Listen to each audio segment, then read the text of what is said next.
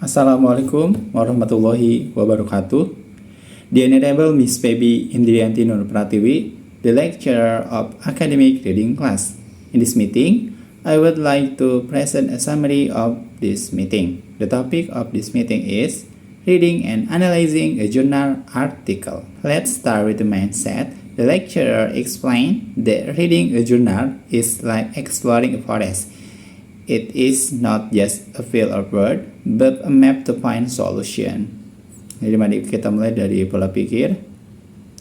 Dan juga sudah menjelaskan bahwa membaca jurnal itu ibarat menjelajahi hutan, di mana jurnal bukan sekedar tumpukan kata-kata, melainkan sebuah peta untuk menemukan solusi.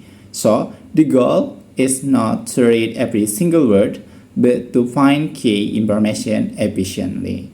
Tujuannya bukan membaca setiap kata, melainkan menemukan informasi kunci secara efisien. Type of literature. It is important to know the type of literature. There are two main categories, primary research and second research. Jadi penting untuk mengetahui jenis literaturnya. Ada dua kategori utama, sumber primer dan juga sekunder. Primary research are original research, while secondary research are review or analysis of other people's work. Example of primary literature such as original article, survey, case report or case series, comparative proceeding and abstract, editorial, respondents or letters to the auditor. And the example of second literature such as narrative review, systematic review, meta-analysis, book review, guidelines, commentary. The next is strategy for efficient reading. How do we read efficiently? We should not read from start to finish immediately. Instead, use skimming and scanning strategies.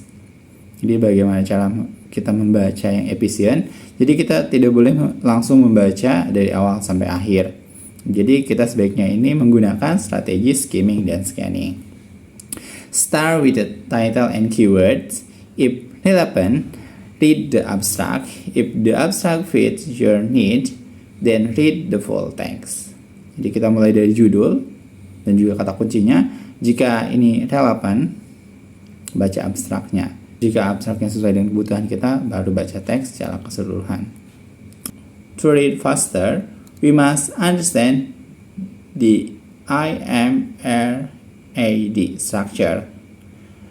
Introduction, methods, result, and discussion. By knowing this structure, we can skip directly to the section we can need. For example, check the method to see how the data was collected. Jadi dengan kita mengetahui struktur ini, kita bisa langsung lompat dari bagian yang kita butuhkan. Misalnya, kita cek bagian metode untuk melihat bagaimana data dikumpulkan. Finally, we need to apply critical analysis. We shouldn't just accept the information.